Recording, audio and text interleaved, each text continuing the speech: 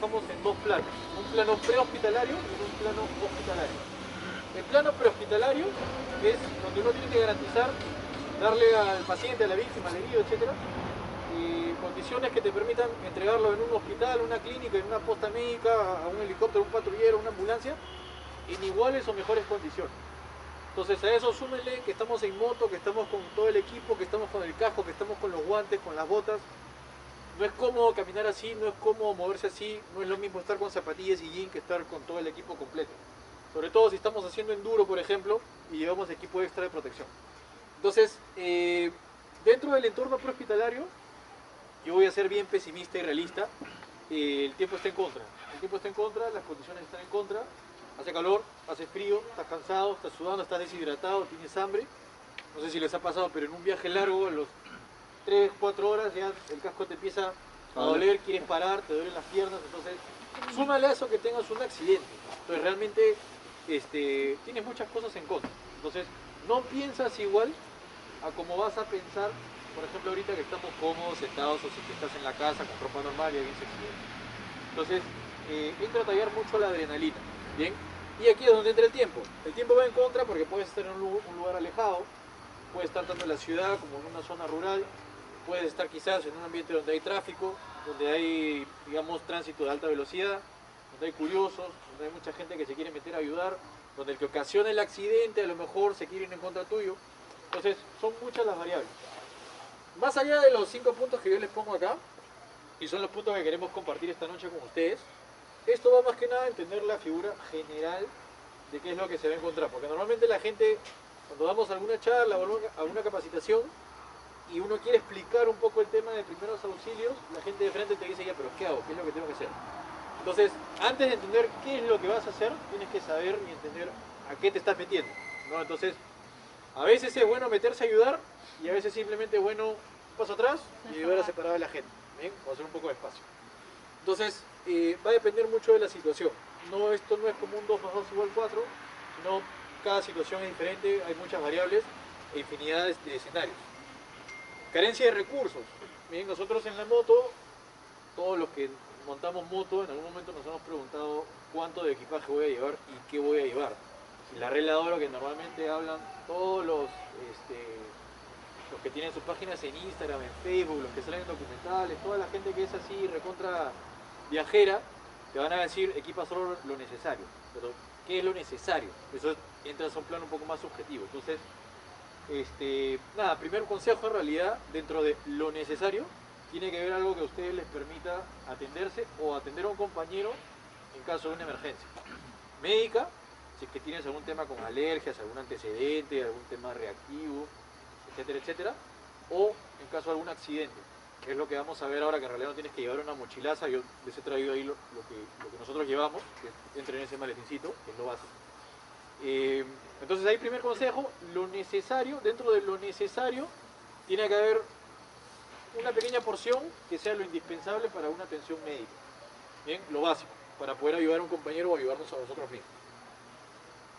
¿Alguien tiene una idea, que no seas tú, entre diferencia de urgencia y emergencia? Cualquier idea es buena. Emergencia es ya de vida o muerte. Emergencia de vida o muerte. ¿Y qué quiere decir que sea de vida o muerte? O sea, ¿qué hace que una situación sea de vida o muerte? El tiempo. El tiempo, ¿ok? ¿Qué más? La forma como es La gravedad. la gravedad, claro. Ya. ¿Y en base a qué tú dices esto es más grave o es menos O sea, grave? por ejemplo, no sé, pues si te has golpeado, tienes un moretón, es una urgencia, pues, ¿no? Pero si está una fractura expuesta, puede ser una emergencia. Está Ya, perdiendo me sangre. quedo con ese escenario. La fractura expuesta no necesariamente es una emergencia, depende. Depende. Así es. Alguien por acá dijo signos vitales. Signos vitales. Una expuesta ¿En ya qué va sentido? a dejar de porque es una emergencia. El otro es mucho que no está morir. ¿Alguien sabe más o menos, nuevamente que no seas tú, cómo, exacto, cómo es que alguien empieza, vamos a ser crudos, vamos a ser fríos, cómo es que alguien empieza a morir? ¿Qué es lo primero que pasa? La pérdida de conciencia. Pérdida de conocimiento, Pulso baja, ¿no? ¿qué viene primero? El pulso. Pérdida de Tienes que ver el conciencia. indicador de El glucógeno. oxígeno. Ok, todo lo que han dicho Se empieza a ver la luz. Pulso. hay que ordenarlo. Exacto, empiezas a ver la luz, que ya entramos al tema de conciencia. Cree en Dios. Entonces todo lo que han dicho Rezo. hay que ponerle un orden. ¿Bien? Y ese orden va a depender de la cinemática del accidente. Entonces, primer concepto así técnico, cinemática del accidente. ¿Qué quiere decir eso? ¿Qué pasó? Nada más. O sea, si quieren ser un poco más técnicos, la cinemática del accidente. Es decir, ¿qué ha pasado para que la persona termine en ese estado? Cinemática del accidente, atropello. Cinemática del accidente, caída. Cinemática del accidente, choque. Herida por arma de fuego, herida por cuchillo, etcétera, etcétera. Entonces, la cinemática te va a decir qué es lo que le ha pasado a la persona y en base a lo que le ha pasado, la persona va a empezar a empeorar, dependiendo de la severidad y la gravedad. Entonces, en un aspecto básico, y acá, doctor, corríjame si me equivoco, lo que primero empezamos a hacer cuando la persona está en un estado crítico, bien, y ha habido hemorragia, ha habido un traumatismo generalizado de gravedad, la persona empieza a hiperventilar. Empieza a hacer... ¿Por qué? Porque tú tomas oxígeno, bien, para la redundancia, oxigenar todo el organismo y que llegue el oxígeno a las células. Entonces, como tú tienes una hemorragia interna o externa, ¿qué es lo que se te escapa? La sangre, correcto, y dentro de la sangre ¿qué hay? Oxígeno. Bien, entonces pierdes oxígeno, ¿ok? Pierdes sangre y empiezas a... Segundo, ¿qué es lo que viene? Te agitas, entonces más pulsaciones, tu frecuencia cardíaca aumenta. Entonces tu corazón empieza a bombear. Y si se dan cuenta, es irónico porque el mismo cuerpo humano trata de compensar algo que el mismo cuerpo humano no puede controlar. Bien, hagámoslo simple. Ese es un corte profundo, no sé, en la zona abdominal. Hemorragia externa. Empiezas a hiperventilar, tratando de llevar más oxígeno. Se te sale la sangre, se te sale el oxígeno, tu corazón empieza a bombear más. Entonces, tu corazón empieza a bombear. ¿Ok? Entonces, empiezas a hiperventilar, se te ve el oxígeno, ¿ok? Hasta ahí tenemos hiperventilación, frecuencia cardíaca acelerada. ¿De ahí qué más? ¿Se les ocurre que viene? ¿Fiebre? Tiene que ver con la estado fiebre. de conciencia, Ok, muy bien. ¿Qué pasa con el estado de conciencia? que dependiendo de la severidad y cuánto esté comprometido, obviamente tú te vas a dar cuenta si es que puede decirte su nombre, si puede mantener, si puede reconocer ciertas señales. Puedes ver las pupilas si están mirando, si están dilatadas, me imagino, y parte de lo que estás viendo. Y Exacto. hay un examen que mantiene... Pasa adelante, Fernando. Muy bien, María. eso es. Entonces, Lo he hecho en PPT, pues no vale. el índice de Glasgow. empiezas a... Exacto, y ese es el índice de Glasgow, entre otras herramientas, le ayudan a uno a determinar el nivel de conciencia. Entonces, primero empiezas a hiperventilar. Empiezas a hiperventilar, hiperventilas. Tu corazón se agita. ¿Sí? Como no tienes oxígeno, vas perdiendo el nivel de conciencia. Te vas desorientando, te vas poniendo más débil, no reconoces. Después te vas desmayando, en simultáneo te vas poniendo pálido, frío, inclusive por ahí sudoroso, dependiendo del nivel de pérdida de hemorragia. Y después ya viene pues la descompensación de la presión arterial, porque obviamente si se te va la sangre por algún lado, es como una cañería, ¿no? La cañería está presionada, tiene un nivel de presión por el fluido interno que es la sangre. Entonces si es que la cañería se rompe, obviamente la presión que hace baja. ¿Por qué? Porque la sangre ya no está recorriendo los vasos sanguíneos. ¿Bien? Entonces dependiendo del traumatismo, esto de acá puede ser más rápido o más lento. Hay signos que aparecen en simultáneo, no es que uno aparezca así en secuencia. ¿Ok? Entonces, retomando este punto de acá, la urgencia son todos los escenarios en donde no vas a tener un compromiso con estos puntos que hemos hablado. No tienes compromiso circulatorio, no tienes compromiso de vía aérea, no tienes compromiso de ventilación. ¿Ok? No tienes un compromiso neurológico. No sé si se me escapa alguno, Doc. Todo bien.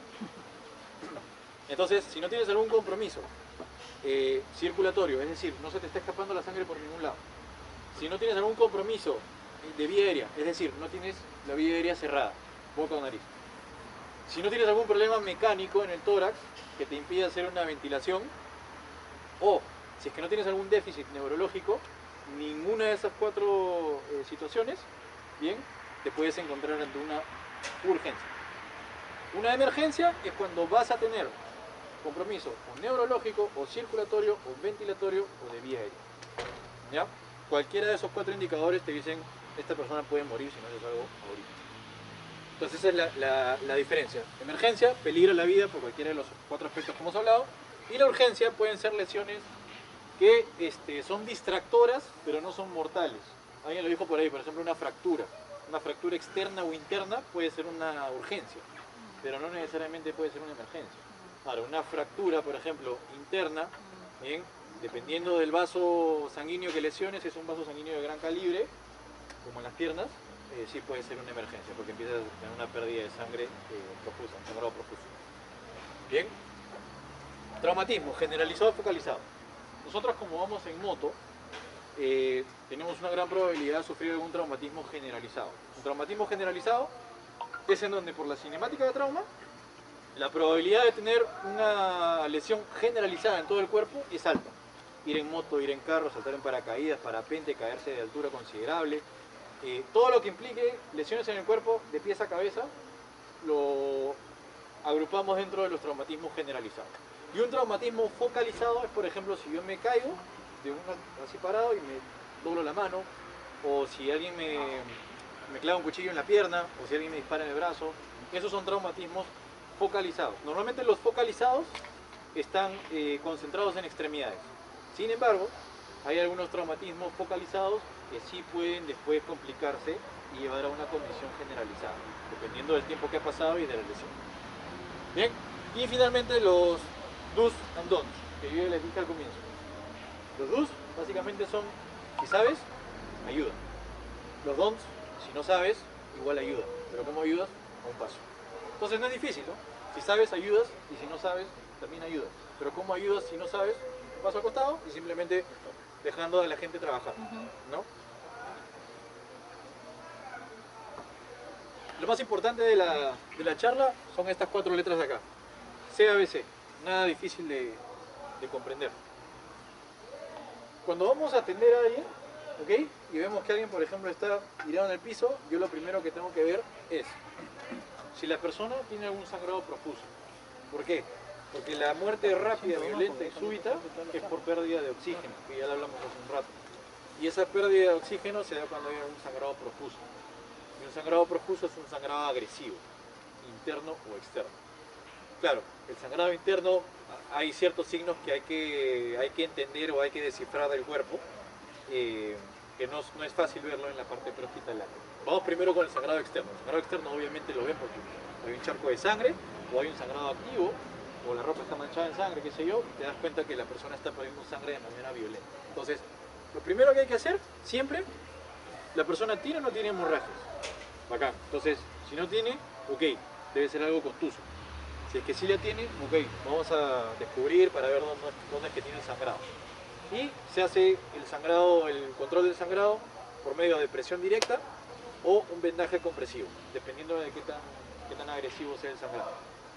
Normalmente se prueba primero con una presión directa, con apósitos, que ahora yo les voy a enseñar apósitos, y si es que el sangrado no para, esperar ahí unos 4 o 5 minutos, si es que el sangrado no para, ya se le puede aplicar más apósitos y se le hace un vendaje mucho más compresivo.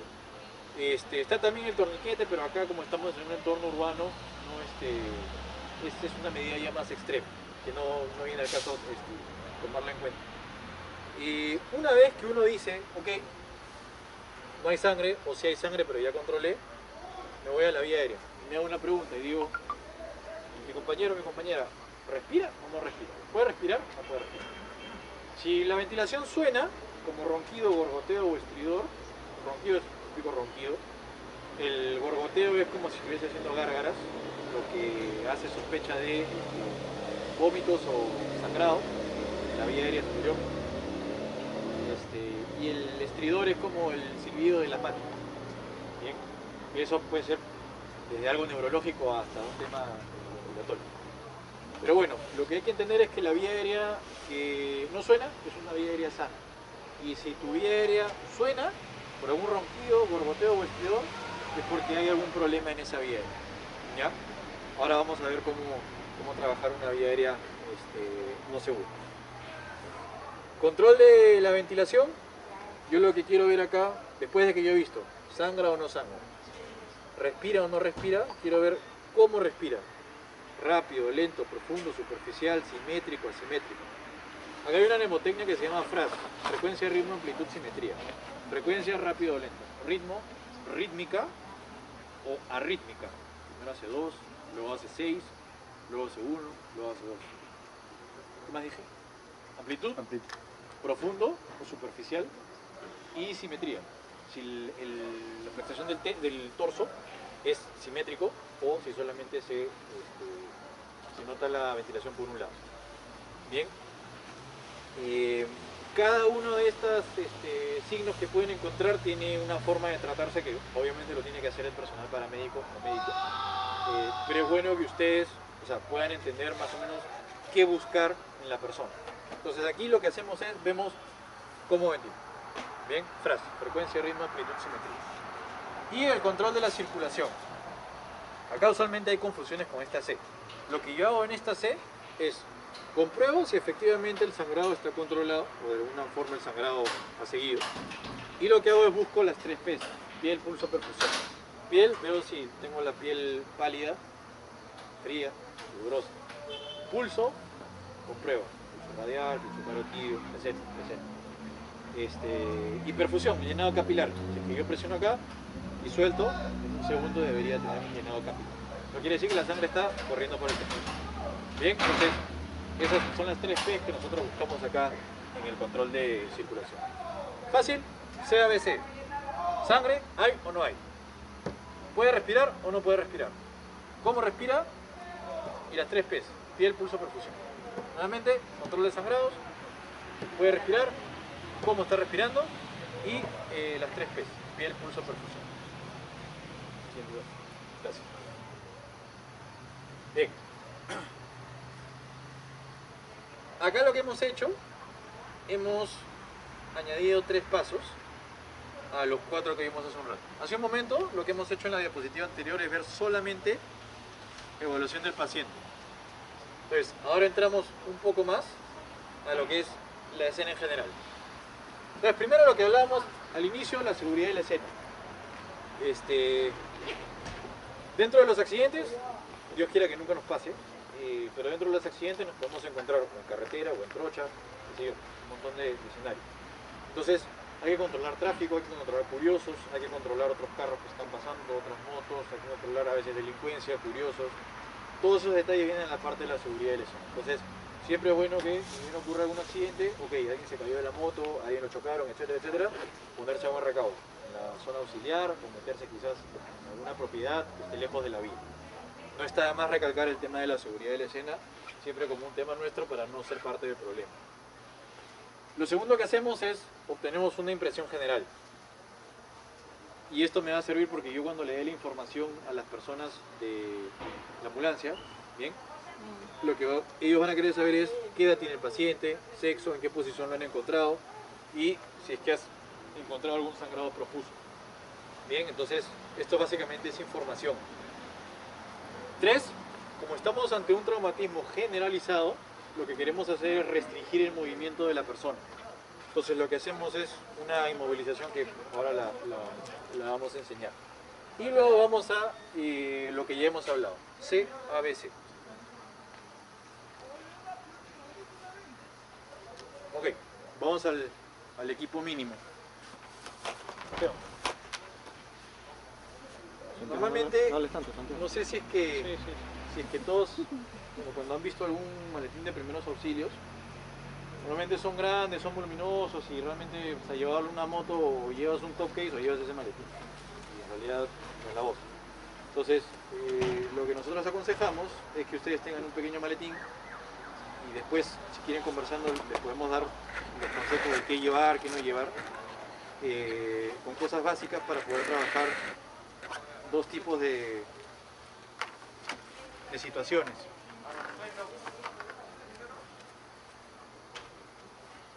Lo que es trabajo de vía aérea, ahora yo les voy a enseñar qué son estas cosas acá.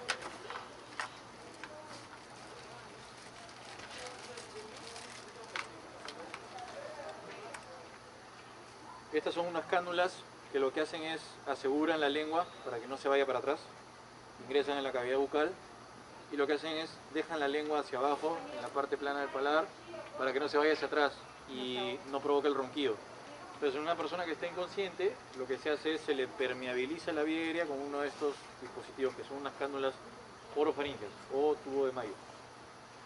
Yo no sé si es que hay alguien acá que estuvo en el... ¿Dónde está Luis Carlos? Tú estuviste en el paseo con Héctor Godri, ¿no? Sí. ¿Alguien más estuvo acá en el paseo?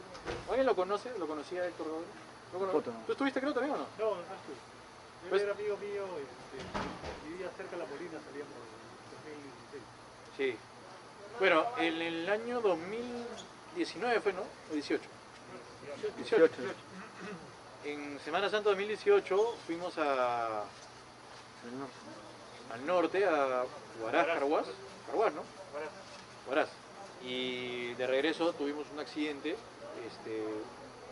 un amigo cercano, y él tuvo una colisión frontal y yo no estuve cuando pasó, yo venía bastante atrás y cayó en una especie de acequia.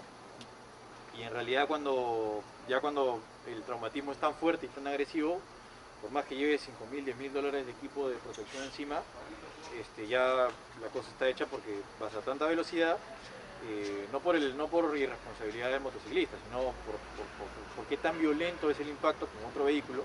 Porque un taxi quiso dar la vuelta en U y justo lo agarró cuando él pasaba, para nada su responsabilidad, y él salió volando y cayó en una acequia. Y cuando cayó en una acequia, aparentemente tuvo un traumatismo craneoencefálico, porque cuando hicimos la atención, que bajamos a evaluarlo, él tenía unos signos, como una especie de un ojo de mapache, como cuando alguien le mete un puñete en la cara y se pone acá morado, eso se le llama un ojo de mapache. Y tenía acá una coloración media verdosa morada, que se conoce como signo de Battle. Y esos dos signos están asociados a lo que es fractura de base de cráneo, y eso es por un traumatismo craneoencefálico muy fuerte. Bueno, eso te pasa en el prehospitalario y lamentablemente ya no hay nada más que hacer. Bien, entonces con Héctor, cuando le dimos los primeros auxilios, seguimos todos estos pasos, le hicimos la atención, inmovilización, lo pusimos en posición supina, boca arriba, le permeabilizamos la vía aérea, buscamos sangrados, a ver si no hay ningún sangrado. Y después llegó la ambulancia, se le hizo unas maniobras de resucitación, pero lamentablemente no se pudo hacer más. Entonces, los equipos que podamos llevar, en realidad, pueden hacer la diferencia entre la vida y la muerte, y también puede hacer la diferencia entre la vida y la muerte, qué tan atentos podamos estar en el lugar, sí. Una pregunta, el casco, ¿usted le sacó el casco al hombre? Sí. Le sacamos el casco. ¿Tenía alguna consideración por si acaso tenía la columna? No me acuerdo, pero me acuerdo clarísimo el ojo de mapache y el signo de bate. Bueno, y sangrado también nasal. Porque sacar el casco es, no sé si no lo sabes. Creo que Frank se refiere a la maniobra de sacar el casco. ¿Cómo sacarlo? ¿Es recomendable ese? Sí. Depende. Bueno, Si sabes hacerlo. Pero ojo, hay un detalle, les digo, los cascos, hay muchos de los cascos que ahora vienen, acá tienen dos banditas que dice emergencia. Son dos banditas que se jalan y sale absolutamente todo el relleno. Todo el relleno. Eso es para sacarlo. Fíjense si eso sería bueno que se fijen. Claro. El mío, por ejemplo, tiene, no lo tengo acá. Ahora se los enseño, pero tiene dos banditas que son dos casi imperceptibles, que pasan a través del acolchado del casco, y eso se jala y sale todo. Todo completamente. O sea, prácticamente no lo mueve. eso fuimos a buscar a Renzo y me dijo eso no está en oferta y tuvimos que comprar El C4, ¿no? el C4. Bueno, pero sí, hay muchas marcas que han sacado esos cascos con esos dispositivos. El tema del casco lo hacemos ahora para que vean cómo es. Por ahí alguien preguntaba si es recomendable o no. Es recomendable, sí, porque te permite manejar vía aérea y tener una inmovilización de la cabeza.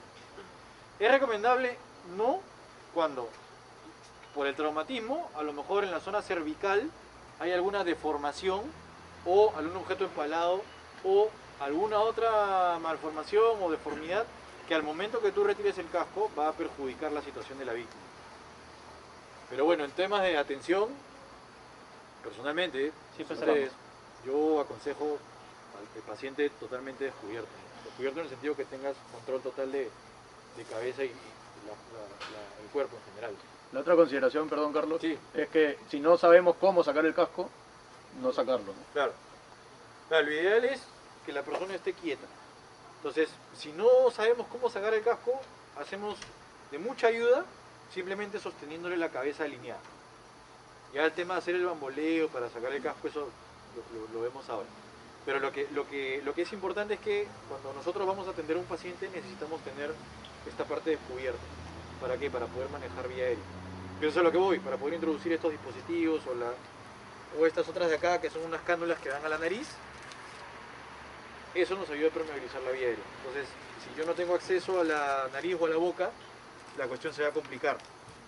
Ahora, yo iba al ejemplo con Héctor porque más allá del evento desafortunado, dentro de lo que hizo el grupo fue bastante, ¿cómo les digo?, participativo, generoso y bien efectivo, porque en realidad todos se pusieron las pilas y empezamos a chambear porque era un lugar complicado y obviamente el escenario era pues, bastante feo.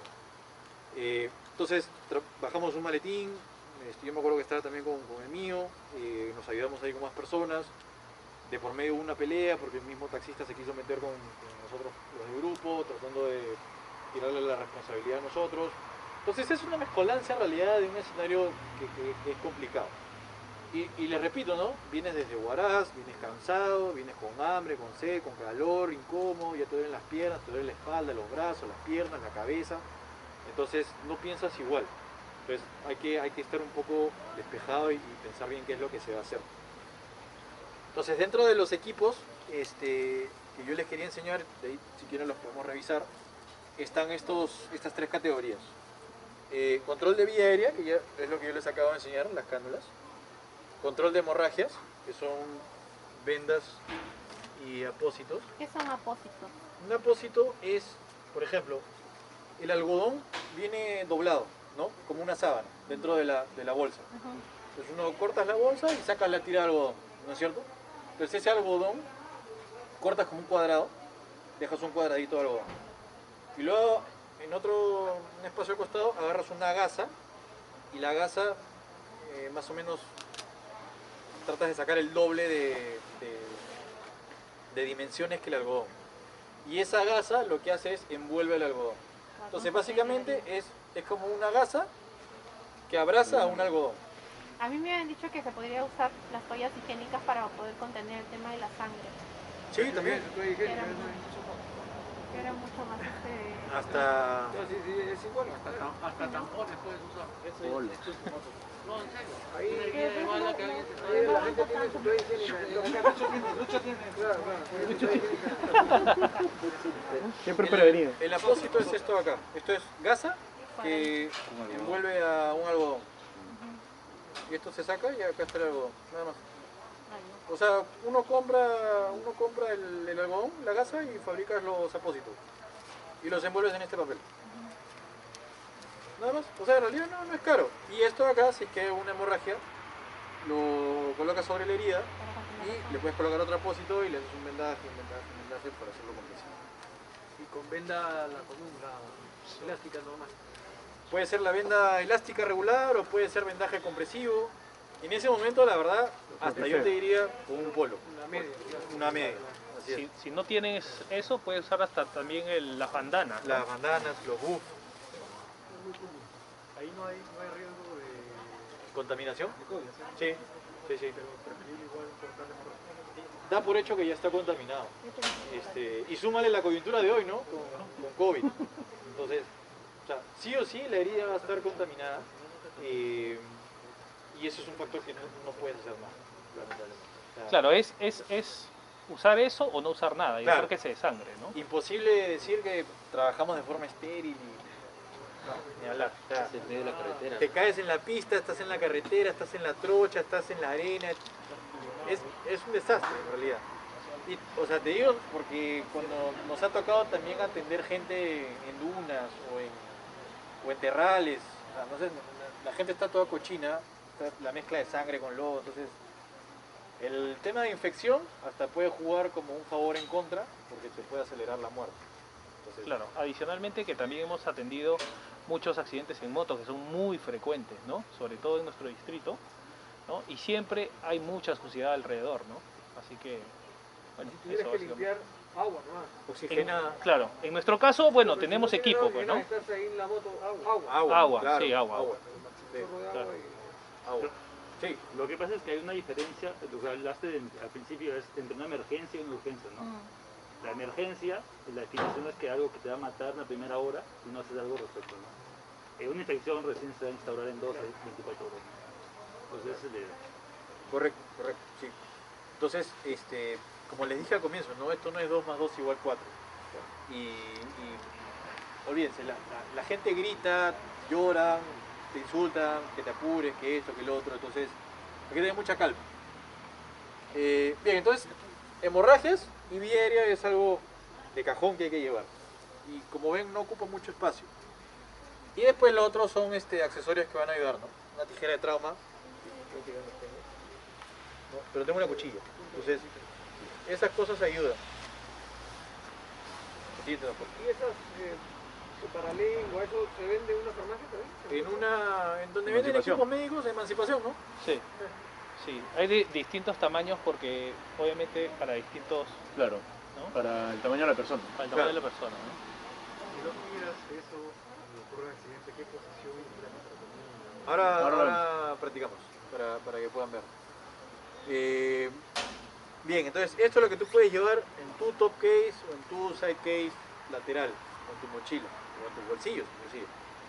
Pero normalmente cuando hacemos un viaje largo, a veces va una camioneta de soporte, y sí es bueno que consideren que las camionetas de soporte lleven un poquito de equipo avanzado. A veces la gente dice, no, pero ¿para qué? Que no va a pasar nada.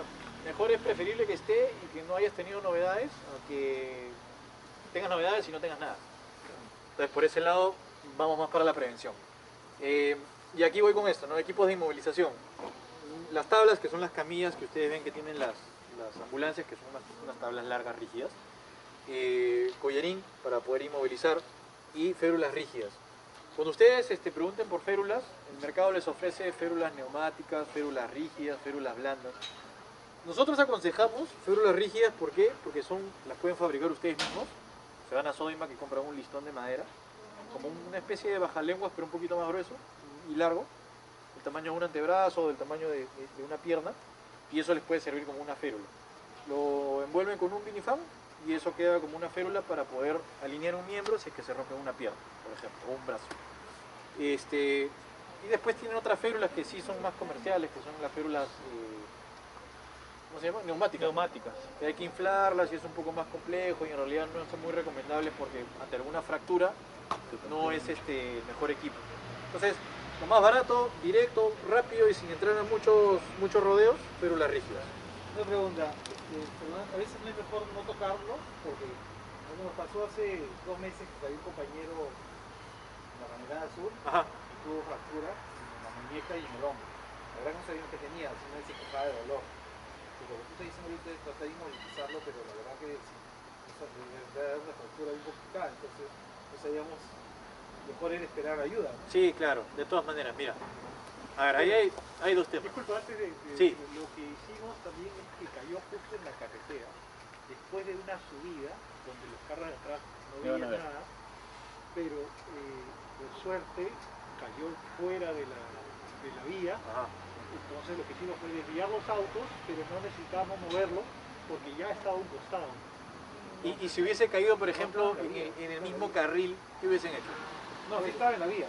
Bueno, depende. Si es una cuestión de vida o muerte, hay que moverlo, no Ajá. queda de otra. No te queda otra. Tienes que moverlo o se va a morir. Así es. Entonces, porque tuvimos la suerte que en ese momento pasó un vehículo al frente que venía un bombero, paramédico, ¿no? Estacionó su vehículo, cruzó y él fue el que le retiró el casco. Pero si no hubiera estado él, igual nosotros también Y una ambulancia o un patrullero. 2 horas, casi 3 horas, 2 horas y media después. ¿Dónde fue? Entre Santa María y... Ah, acá, antes de llegar a Tiza. Santa María y la Tiza. Justo Justo antes de la curva de Pucusana hay una subida y una curva a la derecha. La Tiza, en la Tiza. Sí, en la Tiza. Sí. La puerta de la ¿Tú Tiza. una vez no viste un parte de eso? Hace poco. Este verano. No, esto no ha sido hace 3 meses, ¿no? o 2 meses. Ah, bueno, mi pregunta iba al tema de, si me preguntas, cayó en el carril, izquierdo o derecho, no sé. Sí, se dio contra la baranda. Ya, pero si hubiese terminado en el carril izquierdo-derecho, pienso, lo más aconsejable es lo jalas a un lado. O lo jalas a la derecha, que es el auxiliar. Si es que está en el carril izquierdo y lo jalas, tienes que cruzar un carril más. Y lamentablemente vivimos en un país donde cada imbécil tiene brevete de moto de carro. No lo miro. Pero de todas maneras, la tienes que ver, ¿no? Si estoy en el carril izquierdo, ¿qué me conviene más? A lo mejor me tiro a la parte central donde están las palmeras y todo eso, ¿no? Al final lo pusimos al izquierdo porque era que estaba más cerca. Claro. Y nos pusimos... Al medio. No, o sea que él cayó en el medio medio de del la- izquierdo. Claro, Al medio del izquierdo cayó. Entonces lo terminamos poniendo al lado Y izquierdo la baranda, cerca de la para baranda. no moverlo prácticamente nada. Y los demás fuimos a desviar los autos antes de la loma. Claro. Porque la loma hacía que no se veía nada. Sí, o sea, en realidad ese es el fin de los grupos, más allá de integrarnos y pasarla bien. O sea, cuando pasan esas cosas, que lo ideal es que nunca pasen, pero pasan, que reaccionemos de esa manera, ¿no? Entonces, esa es la voz, eso es algo bastante bueno. Y más allá de eso y respondiendo a tu pregunta con el movimiento, hay que ver si es una fractura distractora o si es una fractura crítica. Si es, por ejemplo, una fractura externa, como te digo, en algún hueso que haya lesionado algún vaso sanguíneo de gran calibre, sobre todo en la zona inguinal, por acá, ahí sí tienes que tener mucho cuidado, saber exactamente qué jalas y de dónde, más allá de la contención del sangrado que vas a tener que hacer. Pero lo principal es siempre poner a la persona a buen recaudo. O sea, va a gritar, va a llorar, le va a doler, es horrible. O sea, es inevitable que en ese momento la persona no grite o no pase un mal momento. Pero prioridad, seguridad de la escena. Siempre, siempre, siempre, siempre. Lo jalarás de los pelos, de las manos, de algo.